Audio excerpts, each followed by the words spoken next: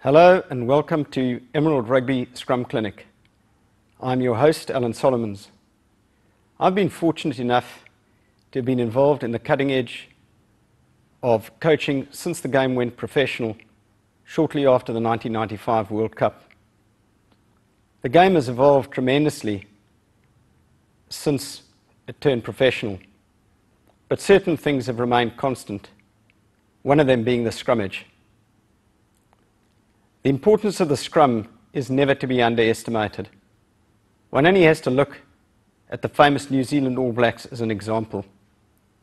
For many years, New Zealand teams regarded the scrum as merely being a restart.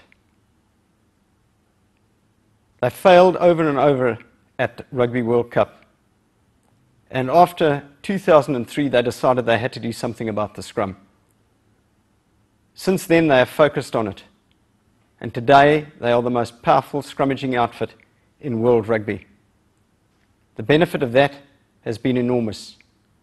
The creative backplay that we see from the All Blacks stems from their dominant pack.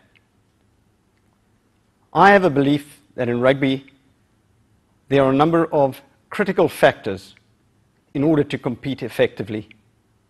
One has to be well conditioned, one's defense has to be strong, and your set pieces, and particularly the scrum, has to be unassailable. If you battle at scrum time, it has a knock-on effect throughout the game. The pack doesn't get into the game, and the backs being on the back foot simply can't play. The cornerstone of the scrum, however, is the front row. If the front row provide a stable pushing platform, then you don't have a problem. If they dislocate it in any way, the scrum itself disintegrates.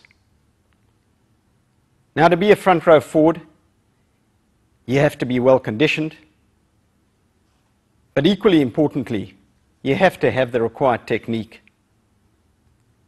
This DVD provides the technical expertise that is needed to play in the front row. We have with us today a man who is well qualified to advise on technique as far as front row forward play is concerned. He is Robbi Kempson, who has played over 40 tests for the Springboks. Robbi has the ability, or had the ability, should I say, as he has been retired now for some time, to play on either side of the scrum. There are very few props that have this ability. He has played at every level in both the northern and the southern hemispheres.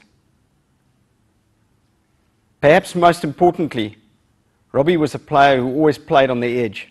Occasionally, he stepped off the edge. There is no one better to teach you about the techniques that are required for front row play than Robbi Kempson. But perhaps the cherry on the cake will be when he takes you into the dark world of front row play. Over to you, Robbi. Yes, Solly, props have definitely become fitter, stronger and faster, perhaps not as technically astute as they used to be, although conditioning can help negate any technical frailties that they might have. Long gone are the days where the big fat heavies roamed the fields, bullying little scrum halves and having extended chats with the referees. Conditioning has become a huge aspect within rugby, and aspiring props should definitely consider whether they are going to be conditioned enough to play in the front row. Robbi, would you agree that on engagement, winning the race across the line is critically important? Absolutely, Solly, and things that can aid this are Olympic lifts.